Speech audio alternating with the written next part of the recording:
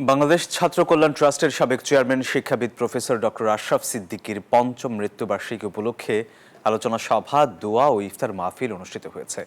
বুধবার আন্তর্জাতিক মাতৃভাষা ইনস্টিটিউটে এই দোয়া ও ইফতার মাহফিল করে বাংলাদেশের ছাত্র কল্যাণ ট্রাস্ট।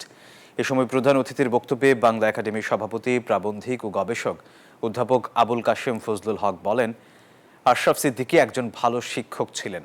অন্যান্য বক্তারা বলেন, ছাত্র কল্যাণ ট্রাস্ট শুরু থেকেই বিনামূল্যে সারা দেশে শিক্ষার্থীদের পাঠ্য বই দিয়েছে, গরিব অসহায় ছাত্রদের শিক্ষাবৃত্তি দিয়ে আসছে।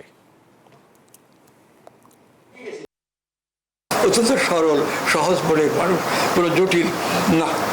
আর নিজে ক্ষতিগ্রস্ত হয়েছেন অনেক সামাজিকরা রাজনৈতিক ব্যাপারে, কিন্তু তিনি অন্যের ক্ষতি করতে যাননি এবং ওইরকম মানসিকতাই ছিল না তার। শান্তিনিকেতনে যারা লেখাপড়া করে আসেন সাধারণত তারা অত্যন্ত নরম মনের এবং অত্যন্ত ভদ্র আচরণের মানুষ হন।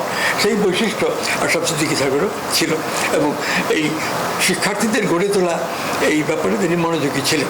রাজনৈতিক, অর্থনৈতিক, সামাজিক, সাংস্কৃতিক সব দিক দিয়ে যে ব্যক্তিত্ব অর্জন করা দরকার শিক্ষার্থীরা যাতে সেটা পায় সেরকম চিন্তা করতেন।